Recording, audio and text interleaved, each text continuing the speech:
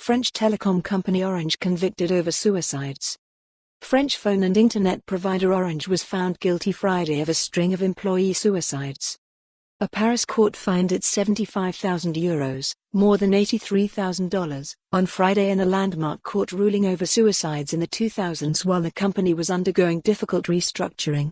A decision on whether to award €2 million, $2.2 million, in damages from the company was pending.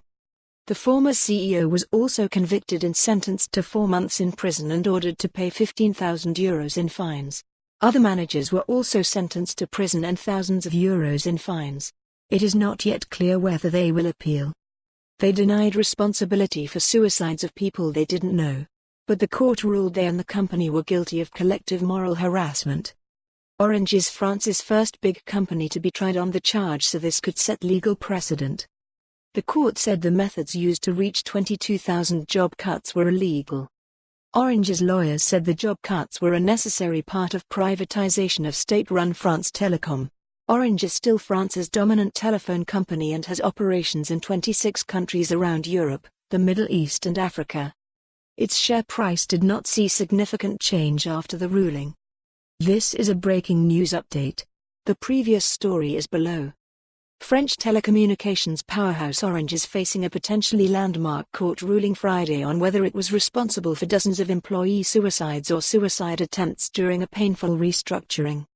The decision could set a legal precedent, because Orange is the first of France's big listed companies to be tried on a charge of institutionalized moral harassment.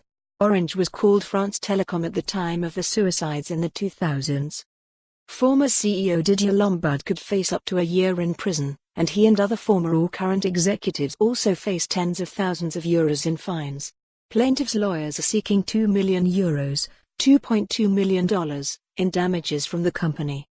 Lombard, his former right-hand man Louis-Pierre Wenz and the director of human resources Olivier Barbaro were accused of leading a policy of destabilization as they sought to shed 22,000 jobs in the 2000s.